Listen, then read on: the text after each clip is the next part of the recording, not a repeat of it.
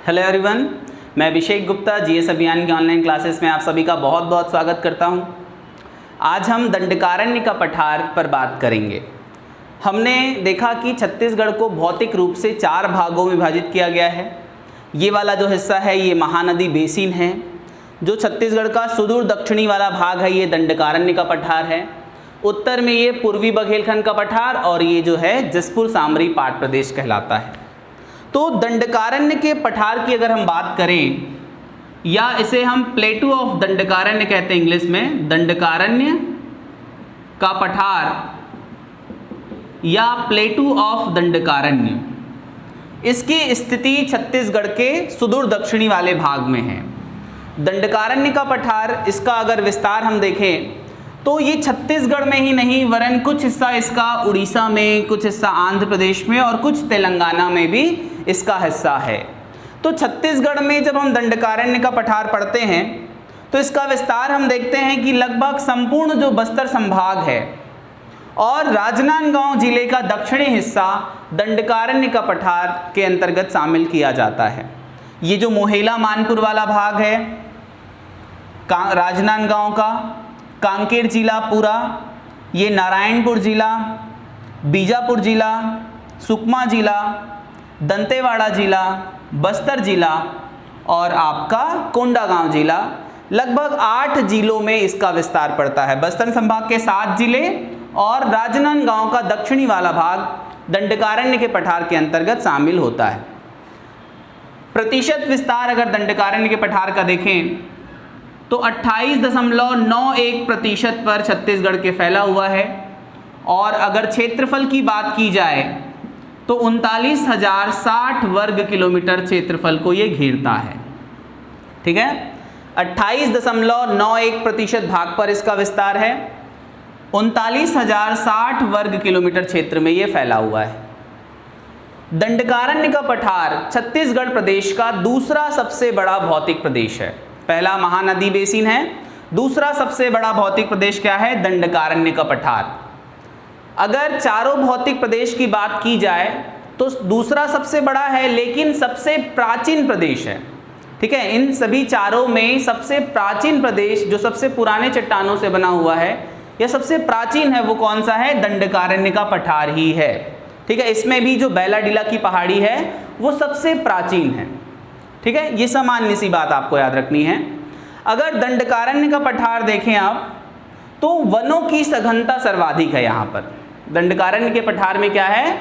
वनों की सघनता सर्वाधिक है और लैंडफॉर्म्स जो है यहाँ पर वो सभी प्रकार का पाया जाता है। यहाँ पर पहाड़ियाँ पाई जाती हैं, यहाँ पर पठार भी है, यहाँ पर मैदान भी पाया जाता है।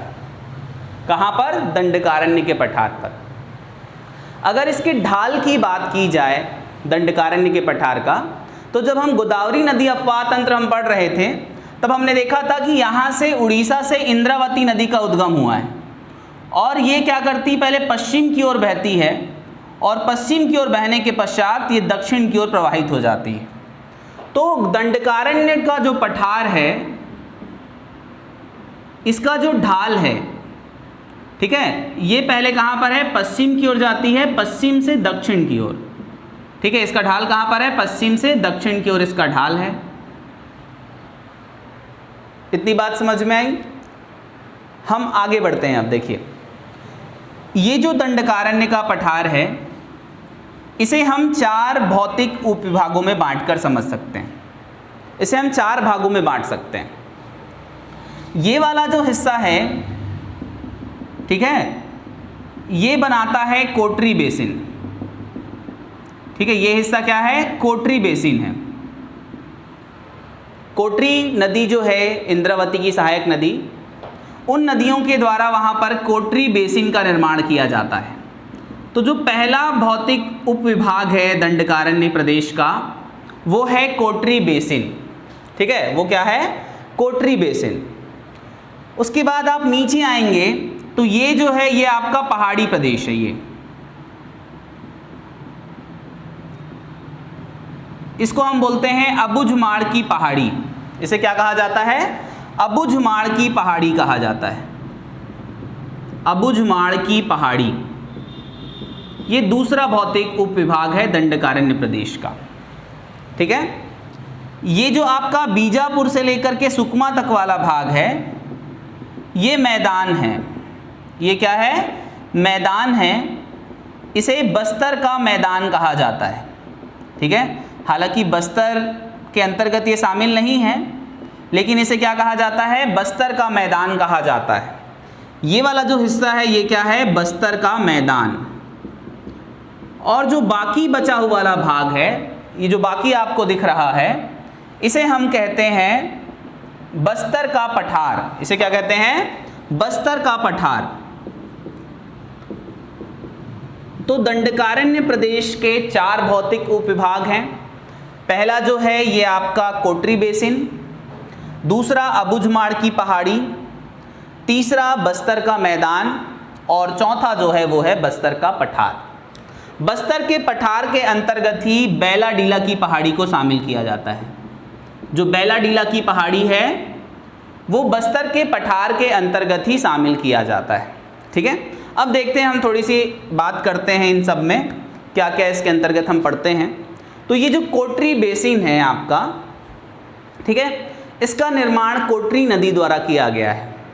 कोटरी नदी जो है वो इंद्रावती नदी की एक सहायक नदी है, जो आपका राजनांदगांव क्षेत्र से निकलती है, राजनांदगांव के दक्षिणी हिस्से से, और इंद्रावती नदी में जाकर विसर्जित होती है। इंद्रावती नदी की सबसे बड़ी सहायक नदी है। तो इस नदी के द्वारा कोटरी बेसिन का निर्माण किया जाता है। ठीक है, इस नदी के द्वारा क्या किया जाता है? कोटरी बेसिन का निर्माण किया जाता है। बहुत ज़्यादा ऊंचा नहीं है, ये लगभग 300 से 350 मीटर ऊंचा है, इसकी ऊंचाई अधिक नहीं है। तो ये है आपका कोटरी बेसिन। ठीक है, दूसरा जो है वो है अबुझमाड़ की पहाड़ी। तो अबुझमाड़ की जो पहाड़ी है, इसका विस्तार देखेंगे तो इसका सर्वाधिक विस्तार जो है वो नारायणपुर जिले में है। अबुझमाड़ की पहाड़ी का सर्वाधिक विस्तार नारायणपुर जिले में है, लेकिन इसका कुछ भाग जो है वो कांकेर जिले में भी पड़ता है। ये जो पंखाजुर वाला, कांकेर में पंखाजुर एक क्षेत्र है, उस पंखाजुर से लेकर के इसका जो नीचे वाला भाग है कांकेर का, वहाँ भी विस्तार है कांकेर। कुछ हिस्सा इसका बीजापुर में भी पड़ता है। ये आपकी इंद्रावती नदी है। इंद्रावती नदी के ऊपर तक का हिस्सा जो है ये अबुझमाड़ की पहाड़ी कहलाता है। ठीक है, तो संपूर्ण आपका नारायणपुर जिला, कुछ हिस्सा बीजापुर में भी पड़ता है, कुछ हिस्सा दंतेवाड़ा में, और कुछ हिस्सा आपका कांकेर जिला में भी इसका पड़ता है। ठीक है, तो ये है अबुझमाड़ की पहाड़ी। अबुझमाड़ की पहाड़ी के विस्तार से प्रश्न पूछा गया है कि अबुझमाड़ की पहाड़ी किस जिले में है, तो आपको याद रखना है नारायणपुर जिले में, और कुछ हिस्सा इसका इन जिलों में भी पड़ता है। ठीक है, तो ये अबुझमाड़ की पहाड़ी, ये अबुझमाड़ की जो पहाड़ी है ये अबुझमाड़िया जनजाति का निवास स्थान है। यहाँ पर अबुझमाड़िया जनजाति रहती है। इसका नाम अबुझमाड़ इसलिए पड़ा क्योंकि ये क्षेत्र जो है बहुत दुर्गम है और इसे बूझा नहीं जा सकता। ठीक है, इसे क्या नहीं जा सकता? बूझा नहीं जा सकता, इसे जाना नहीं जा सकता, इसलिए इस क्षेत्र का नामकरण पड़ा अबुझमाड़ की पहाड़ी, अबुझमाड़ कहा गया इसको। ठीक है, ये जो क्षेत्र है बहुत दुर्गम है। यहाँ पर खुरसेल घाटी है। ठीक है, हम जलप्रपात पढ़ रहे थे तो हमने पढ़ा था कि भाई यहाँ पर खुरसेल जलप्रपात है। तो यहाँ पर एक खुरसेल घाटी भी है जहाँ पर साल वनों का क्या है, बहुत ज़्यादा सघन वन है। तो ये साल वनों का द्वीप, हालांकि पूरे बस्तर को हम साल वनों का द्वीप बोलते हैं, लेकिन जो हाई क्वालिटी सागौन पाया जाता है, साल पाया जाता है, वो साल आपका कहाँ पर मिलता है? नारायणपुर जिले के अबुझमाड़ क्षेत्र में प्राप्त होता है।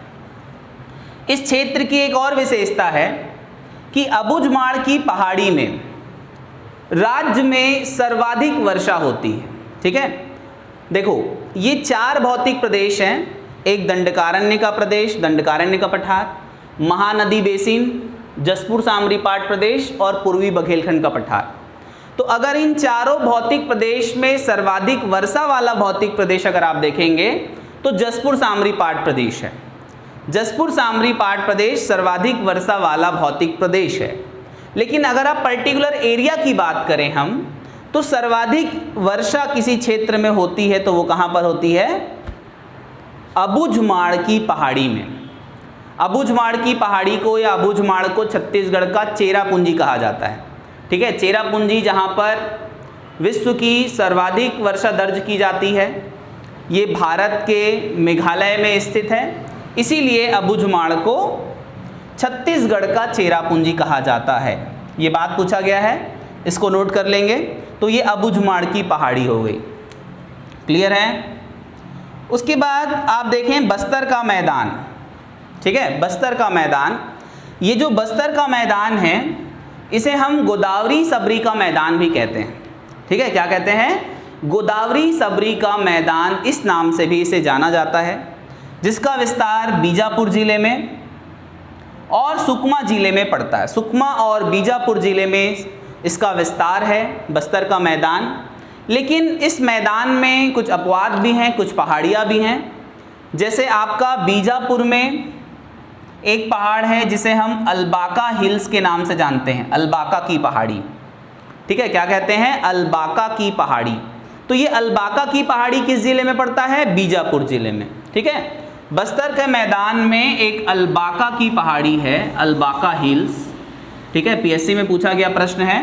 तो ये अलबाका की पहाड़ी किस जिले में है? तो वो बीजापुर जिले में। ठीक है, और यहाँ पर ही एक आपका गोलापल्ली का पठार है।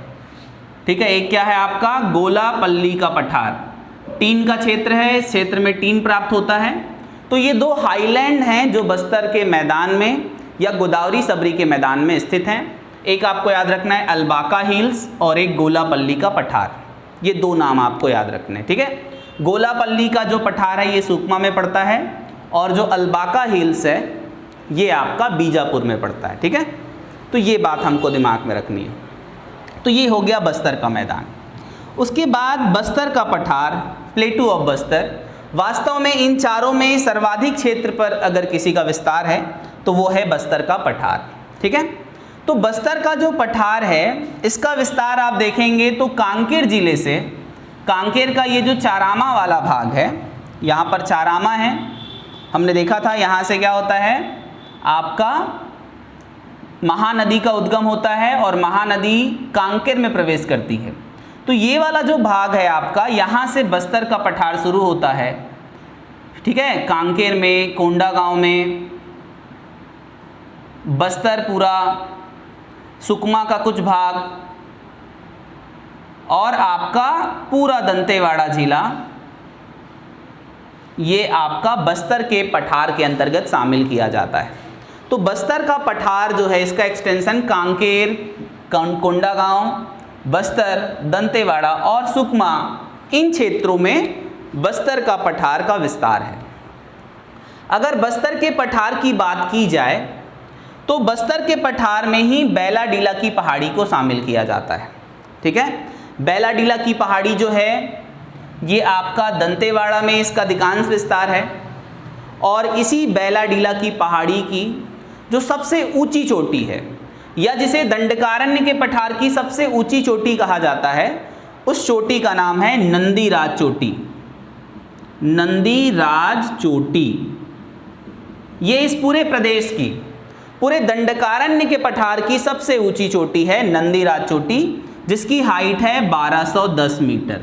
ठीक है, 1210 मीटर हाइट है नंदीराज चोटी की, जो पूरे भौतिक प्रदेश की सबसे ऊंची चोटी है। अगर हम छत्तीसगढ़ की सबसे ऊंची चोटी की बात करें तो छत्तीसगढ़ की सबसे ऊंची चोटी आपका बलरामपुर जिले में पड़ता है, गौरलाटा। छत्तीसगढ़ की सबसे ऊंची चोटी है गौरलाटा।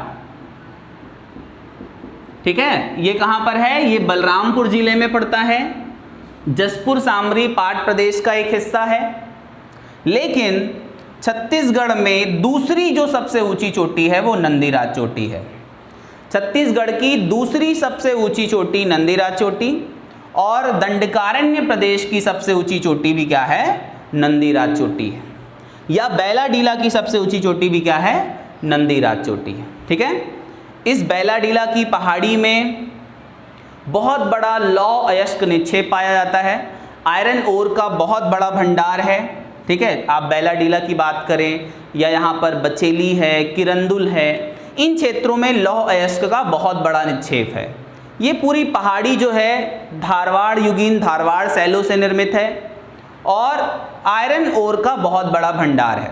ठीक है, ये क्षेत्र जो है पूरा दंडकारण्य का पठार खनिज बाहुल्य क्षेत्र है, बहुत अधिक मात्रा में खनिज पाया जाता है, लौह अयस्क पाया जाता है, टीन पाया जाता है, बॉक्साइट पाया जाता है, कुछ क्षेत्र में कडप्पा की चट्टानें भी हैं। तो बहुत सारा क्या है यहाँ पर खनिज अयस्क पाया जाता है। तो इनमें आपका जो बैलाडीला की पहाड़ी है यहाँ पर लौह अयस्क का उच्च किस्म का भंडार है और यहाँ का जो लौह अयस्क है वो विशाखापट्टनम बंदरगाह से जापान को निर्यात किया जाता है। ये लौह अयस्क जो है हम इसको क्या कर देते हैं, एक्सपोर्ट कर देते हैं। विशाखापट्टनम बंदरगाह से ये कहाँ चला जाता है, जापान को चला जाता है। तो ये बैलाडीला की बात हो गई। ठीक है, उसके बाद इन प्रदेशों में कुछ और पहाड़ हैं, कुछ और चोटियां हैं जिनका नाम हमको याद रखना है, जहाँ से प्रश्न पूछे गए हैं। तो पहले मैं इसे इरेज कर देता हूँ, फिर उनका नाम हम पढ़ते हैं।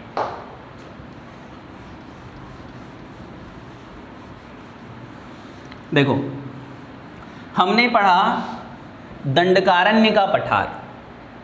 ठीक है, यह दंडकारण्य भौतिक प्रदेश छत्तीसगढ़ का दूसरा सबसे बड़ा भौतिक प्रदेश है। इसका क्षेत्रफल 39,060 वर्ग किलोमीटर है। प्रतिशत विस्तार है इसका 28.91%। ठीक है, आप नोट्स भी बनाते चले जाइए पॉज कर करके, अगर आपको पसंद आ रहा हो ये तो ये दंडकारण्य का पठार है। इसका ढाल पश्चिम है, पश्चिम की ओर है, पश्चिम के बाद ये दक्षिण की ओर है। तो इसका ढाल आपको याद रखना है पश्चिम दक्षिण। अगली बात आपको याद रखनी है कि जो दंडकारण्य का पठार है इसे हम 4 भौतिक भागों में बांट सकते हैं। ये कोटरी बेसिन है, ये अबुझमाड़ की पहाड़ी है, ये आपका बस्तर का मैदान है और ये बस्तर का पठार है। ठीक है, बस्तर का पठार जो है, ये अगर आपको बस्तर जाना है तो सबसे पहले आपको जिस क्षेत्र में प्रवेश करना पड़ता है बस्तर पठार जाने के लिए, वो है यहाँ पर केशकाल घाटी। ठीक है, केशकाल घाटी है यहाँ पर, आपको याद रखना है केशकाल घाटी। इस केशकाल घाटी को या इसे तेलिन घाटी भी कहा जाता है। इस केशकाल घाटी को बस्तर का प्रवेश द्वार कहा जाता है। इस केशकाल घाटी को बस्तर का प्रवेश द्वार कहा जाता है। जब आप इस केशकाल घाटी से होकर बस्तर प्रवेश करते हैं तो प्रवेश के दौरान इस घाटी में 12 मोड़ पड़ते हैं। ठीक है, आपको याद रखना है 12 मोड़ इस केशकाल घाटी में पड़ते हैं और इसी केशकाल घाटी को महानदी अपवाह तंत्र और गोदावरी अपवाह तंत्र के बीच विभाजक माना जाता है, जल विभाजक। तो केशकाल घाटी जो है ये वाटर शेड भी बनाती है, जल विभाजक का कार्य भी करती है गोदावरी नदी अपवाह तंत्र और महानदी अपवाह तंत्र के बीच। ठीक है, उसके बाद इस बस्तर के पठार में कुछ और घाटियां स्थित हैं, जैसे आपका बस्तर जिले में दरभा घाटी, ये केशकाल घाटी जो है ये कोंडागांव में पड़ता है। बस्तर जिले में दरभा घाटी पड़ता है, कांगेर घाटी पड़ता है और आपका सुकमा जिले में झीरम घाटी पड़ता है। ठीक है, जहाँ पर बहुत बड़ा नक्सली हमला हुआ था जिसे झीरम कांड के नाम से जानते हैं। तो झीरम घाटी, ये कुछ घाटी है जिसका नाम आपको याद रखना है। केशकाल घाटी कोंडागांव जिला, दरभा घाटी, कांगेर घाटी आपका दोनों अलग अलग है, दरभा घाटी और कांगेर घाटी बस्तर में, और सुकमा में है झीरम घाटी, और एक आपको अबुझमाड़ क्षेत्र नारायणपुर जिले में खुरसेल घाटी याद रखना है। तो ये 4 महत्वपूर्ण घाटियां हैं जिसका नाम आप याद रखेंगे। अगर हम कुछ ऊंचे क्षेत्र की बात करें, पर्वतों की बात करें, तो कांकेर में आपको याद रखना है, कांकेर में है गड़िया पहाड़। प्रश्न पूछा गया है, याद रखेंगे, गड़िया पहाड़ किस जिले में है, कांकेर जिले में। तो यहां पर यह है गड़िया पहाड़। ठीक है, क्या है, गड़िया पहाड़। यहीं पर आरी डोंगरी है, लौह अयस्क का भंडार है आरी डोंगरी। ठीक है, कांकेर जिले में 2 महत्वपूर्ण आपको याद रखना है, गड़िया पहाड़, आरी डोंगरी। क्या याद रखेंगे, गड़िया पहाड़ और आरी डोंगरी। नारायणपुर जिले में अबुझमाड़ की पहाड़ी। ठीक है, नारायणपुर जिले में अबुझमाड़ की पहाड़ी, और एक आपका छोटे डोंगर पड़ता है, याद रखना है छोटे डोंगर। ठीक है, ये क्षेत्र पड़ता है छोटे डोंगर की पहाड़ी। बीजापुर में आपको याद रखना है अल्बाका की पहाड़ी, अल्बाका हिल्स। सुकमा में गोलापल्ली की पहाड़ी, इस पर बात हुई है, गोलापल्ली की पहाड़ी सुकमा में है। बस्तर में आपका बैलाडीला की पहाड़ियाँ, ठीक है, बैलाडीला हिल्स, जिसकी सबसे ऊंची चोटी है नंदीराज चोटी, वो आपको याद रखना है 1210 मीटर, ठीक है। तो ये कुछ पहाड़ हैं जिनका नाम आपको याद रखना है, ठीक है। जैसे बस्तर में एक आप मांझी डोंगरी महत्वपूर्ण है, वो याद रखेंगे। तो ये कुछ पहाड़ी है जिसको पर्टिकुलर आपको इस क्षेत्र में याद रखना है। गड़िया पहाड़, आरी डोंगरी, ठीक है।